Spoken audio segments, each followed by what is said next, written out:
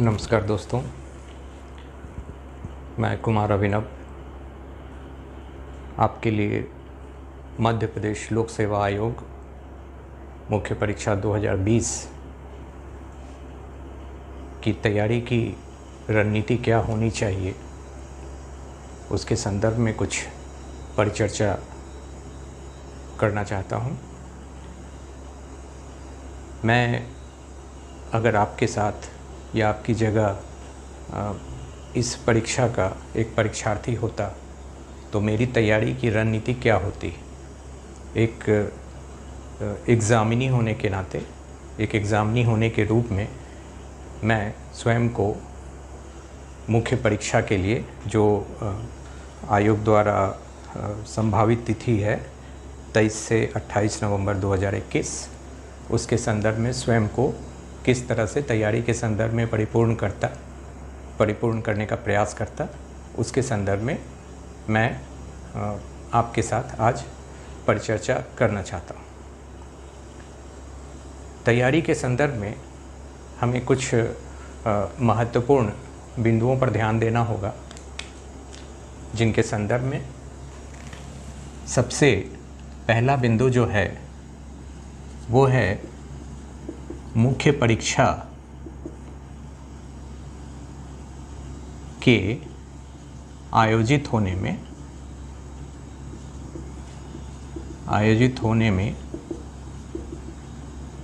समय शेष, जो अवधि शेष है, जो समय शेष है, अर्थात लोक सेवा आयोग के द्वारा जो संभावित तिथि बताई गई है वह 23 से 28 नवंबर 2021 बताई गई है।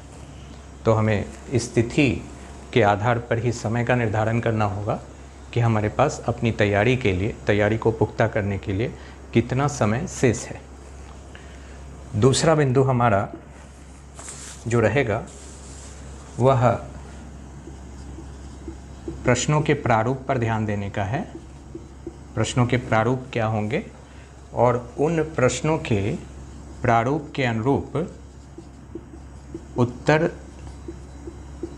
लेखन हेतु समय निर्धारण। क्योंकि जैसा कि आप जानते ही हैं कि प्रश्न पत्र दो खंडों में विभाजित है। प्रश्न पत्र 1, प्रश्न पत्र 2, यह दो खंडों में विभाजित है। प्रश्न पत्र 3 के एक ही खंड हैं और प्रश्न पत्र 4 के भी एक ही खंड है।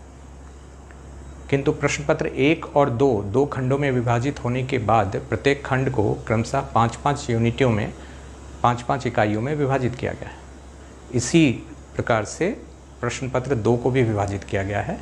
हालांकि प्रश्न पत्र 3 को खंड एक ही बनाकर रखा गया है, किंतु इकाइयों की संख्या अगर देखी जाए तो इकाइयों की संख्या में प्रश्न पत्र 3 भी कुल 10 इकाइयों को समाहित करता है और प्रश्न पत्र 4 कुल एक ही इकाई है। और हालांकि इनमें इकाइयों की संख्या कम है, किंतु महत्वपूर्ण प्रश्न पत्र होने के नाते हमें उस प्रश्न पत्र को भी ध्यान देना है। और इसके साथ जो तीसरा महत्वपूर्ण है वह विभिन्न प्रश्न पत्रों के अंतर्गत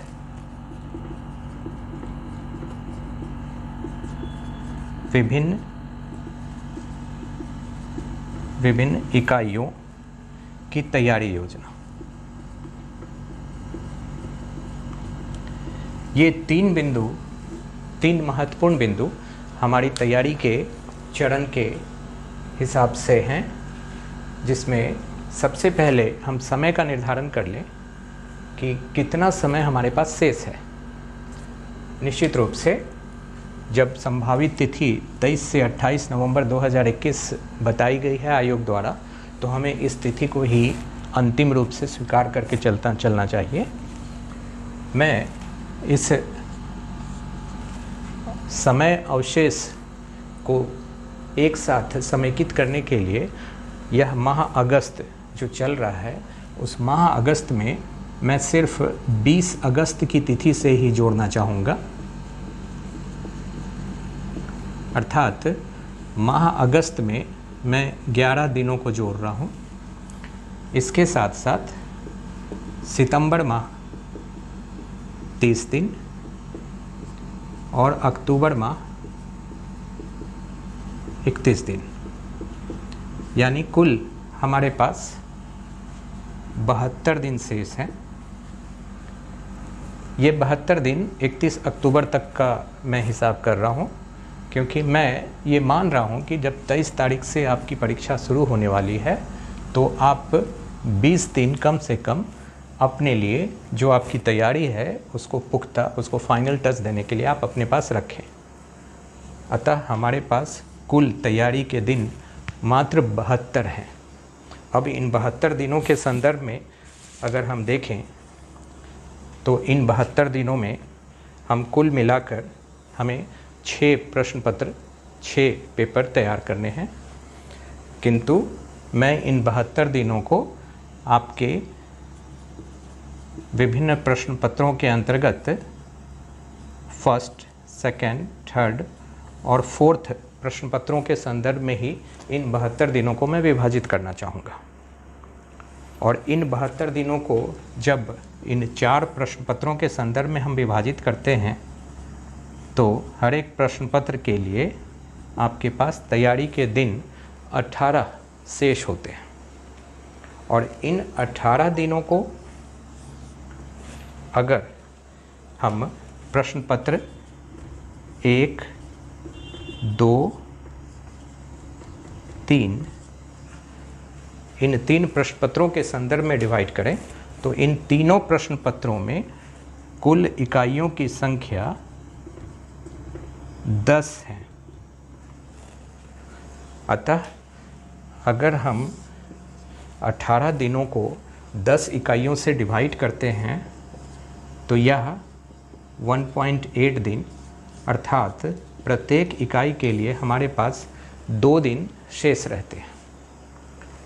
यह आपकी तैयारी का आधार है कि 2 दिन में आपको दो दिनों में आपको एक इकाई की तैयारी करनी है। चतुर्थ प्रश्न पत्र, जो चौथा प्रश्न पत्र है, वह दर्शन शास्त्र, मनोविज्ञान एवं लोक प्रशासन की तैयारी हेतु है, जिसके लिए 18 दिन शेष है। किंतु अपनी तैयारी के हिसाब से आप कुछ दिन अन्य प्रश्न पत्रों अर्थात 1, 2, 3 अन्य प्रश्न पत्रों की तैयारी के लिए जुड़ा सकते हैं।